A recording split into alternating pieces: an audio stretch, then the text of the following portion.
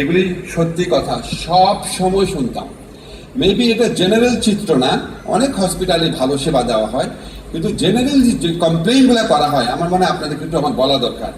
একটা হচ্ছে ডাক্তার কথা শুনে না, ডাক্তার রোগীর চেহারার দিকে তাকায়, হ্যাঁ বলেন, এটা বলতে বলতে উনি প্রেসক্রিপশন লেখা শুরু করে। এটা যে আমি কত জায়গায় শুনেছি, মানে উনি পুরোটা শুনেই না ঠিক মতো। এবং আমি সবসময় শুনি যে বাইরে শান্তি লাগে অনেক মন দিয়ে কথা শুনে, অনেক মন দিয়ে কথা শুনে। এই কথাটা যে আমি কত জায়গায় শুনেছি যে বাইরে যান কেন, বলে ভাই ডাক্তার একদম এত মন দিয়ে কথাটা শুনে এমনিই অর্ধেক ভালো হয়ে যায়, কনফিডেন্স চলে আসে। আর আমাদের এখানে ডাক্তার যাওয়ার সাথে সাথে হ্যাঁ বলেন, মেজাজ খারাপ করে বলে লিখতে থাকে প্রেসক্রিপশন। এটা হয়, আপনারা এটা সিরিয়াসলি দেখবেন। সেকেন্ড হচ্ছে অনর্থক টেস্ট দেয়, যাওয়ার সাথে সাথে অনেকগুলো টেস্ট দেয়। আমার বাসায় যে গরিব ছেলেটা আমার হেল্পিং হ্যান্ড হিসেবে কাজ করে, এখানে ঢাকার একটা হসপিটালে গেছে, তার 14টা টেস্ট দিয়েছে। পরে রাগ করে সে ময়মনসিংহ চলে গিয়েছে, টেস্ট ছাড়া ভালো হয়ে ফেরত আসছে, ওখানে পরিচিত ডাক্তার ছিল। এই অত্যাচার বন্ধ করেন। মানুষ অনেক গরিব, এখানে লোকজন খুব গরিব আছে, বড় লোকদের গলা কাটেন সমস্যা নাই, গরিব রোগীদেরকে 14-15টা টেস্ট দেওয়ার প্রক্রিয়া বন্ধ করান। আর এটা হচ্ছে নির্দিষ্ট ওষুধ কিনতে হবে।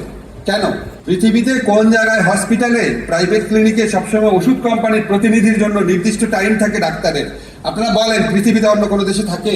তা আপনারা ওষুধ কোম্পানির দালাল। ডাক্তাররা এই দেশে বড় বড় হসপিটাল ডাক্তাররা কি ওষুধ কোম্পানির মধ্যস্বত্বভোগী? কোন জায়গায় নামান আপনারা নিজেদেরকে? তারপরে আরেকটা কমপ্লেইন করা হয় টেস্টের রেজাল্ট ভুল। অনেক জায়গায় অনেক ভালো রেজাল্ট হয়, আমি এক্সেপশন খারাপ জায়গাগুলোর কথা বলছি। অনেক ভালো সেবা হয়, খারাপ জায়গার কথা বলছি। তারপর হচ্ছে জেনারেল কমপ্লেইন, যেটা আমার কাছে হৃদয় বিদারক লাগে। নার্সদের আচরণ খারাপ, নার্সদের মন খারাপ থাকে, হসপিটালে কর্মচারীদের সবার মন খারাপ থাকে, তারা ক্ষিপ্ত হয়ে থাকে, ভালো সেবা দিতে চায় না। কেন চায় না? খসরু ভাই আজকে বলেছেন নার্সের বেতন 12,000 টাকা। আপনারা কম টাকা প্রফিট করেন।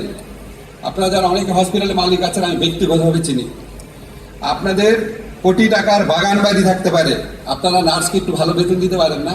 আমার বাসায় যে কাজের লোক, আমি একটা ঢাকা ইউনিভার্সিটি যখন টিচার ছিলাম, এখন উপদেষ্টা পরিচয় বাদ দেন, আমি যখন ঢাকা ইউনিভার্সিটি টিচার ছিলাম, আমার বাসায় যে কাজ করে সে তো 3 বেলা খাবার পায়, থাকার সুযোগ পায়, তার বাচ্চাদের আমরা টেক কেয়ার করি, সে তো বেতন পেত 12,000 টাকা। আর একটা প্রশিক্ষিত নার্স 12,000 টাকা বেতন পাবে, তাহলে সে মন ভালো করে সেবা দিবে? সে তো ত্যক্ত বিরক্ত হয়ে থাকবে। এই যে খসরু ভাই বলে গেল যে আপনারা প্রফিট করেন কিন্তু ন্যায্যভাবে করেন।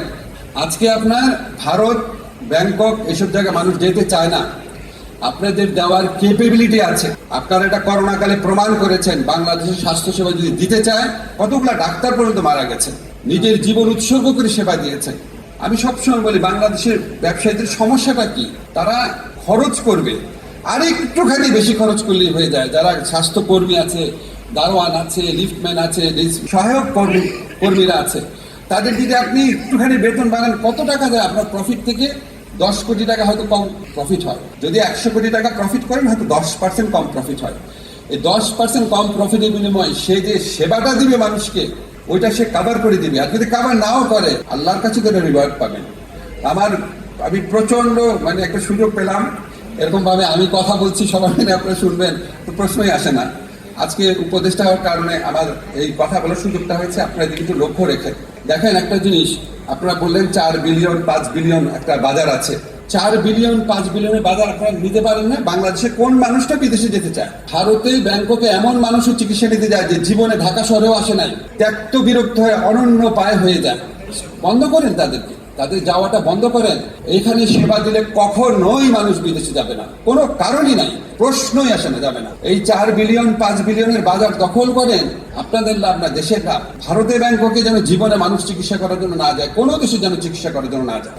ওয়ান স্টপ সার্ভিসের কথা বলেছেন, কিন্তু ওয়ান স্টপ শুনলেই আমার মনে হয় বাংলাদেশে ওয়ান স্টপ বলে বাংলাদেশে কিচ্ছু নাই। আবার মন্ত্রণালয় কিছু বললে বলে স্যার ওয়ান স্টপ সার্ভিস করে দিয়েছে। ওয়ান স্টপ যদি সত্যিকারের ওয়ান স্টপ করতে পারেন, তাহলে অসাধারণ একটা ব্যবস্থা হয়। নামে ওয়ান স্টপ লিখে দিলে ওয়ান স্টপ সার্ভিস, ওখানে গিয়ে মানুষ বলে ওইখানে যান, ওইখানে যান।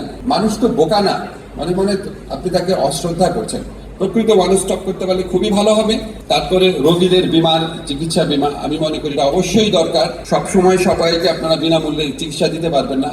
এটা আমার মনে আছে শামীম ভাই আগেও বলতো যে রোগীদের বিমা দরকার।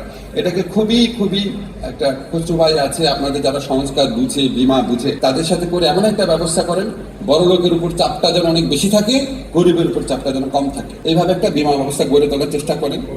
আমাদের একটু সংবিধান যদি দেখেন 1972 সনে আমাদের সাংবিধানিক যাত্রা শুরু হয়েছিল, তখন একটা লাইন আছে দেখবেন আর্টিকেল 18-এ বলা হয়েছে রাষ্ট্রের প্রাথমিক দায়িত্ব, তার মধ্যে দুটা দায়িত্বের কথা বলেছে। একটা হচ্ছে আমাদের নিউট্রিশনের মান ক্রমান্বয়ে উন্নত করা, আর একটা হচ্ছে পাবলিক হেলথ, জনস্বাস্থ্য নিশ্চিত করা। জনস্বাস্থ্য মানে হচ্ছে প্রতিটা মানুষের সেবা নিশ্চিত করা। এটা বলেছে রাষ্ট্রের প্রাইমারি ডিউটি কথাটা আছে আর্টিকেল 18-এ। আর্টিকেল 15-এ বলেছে আমাদের 5টা যে বেসিক চাহিদা, প্রত্যেকটা নাগরিক বেসিক চাহিদা, তার মধ্যে একটা হচ্ছে হেলথ কেয়ার। এটা আমরা 53-54 বছর আগে আমরা কমিট করেছি নাগরিকদের কাছে। আমরা এটা করতে পারি নাই, সরকারের সামর্থ্য অনেক সীমাবদ্ধ। আপনারা প্রাইভেট সেক্টর সরকারের চেয়ে অনেক ভালোভাবে সেবা দেওয়ার কম্পিটেন্স আপনাদের আছে, বিকজ আপনাদের ওই ব্যুরোক্রেসিটা নাই।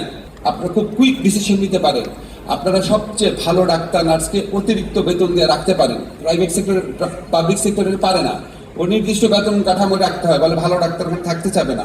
আপনাদের অনেক অ্যাডভান্টেজ আছে। আমার খালি অনুরোধ, আপনারা এখন থেকে শুধু প্রফিট যা করেন ওখান থেকে 10% রিইনভেস্ট করার জন্য, আমার কর্মকর্তার মন ভালো করার জন্য, হসপিটালে খাবারটা ভালো করার জন্য, হসপিটালে পরিষ্কার পরিচ্ছন্নতা বৃদ্ধি করার জন্য 10% প্রফিটটা যদি ফেলে ওইখানে বিনিয়োগ করেন, আপনাদের ইনশাআল্লাহ আরো প্রফিট হবে। বাংলাদেশে এমন এক সময় আসবে যখন বাংলাদেশে রোগী বিদেশে যাওয়া বন্ধ দূরের কথা, বিদেশ থেকে বাংলাদেশে রোগীরা আসবে চিকিৎসা নিতে। এরকম একটা দৃশ্য দেখে যেতে পারি।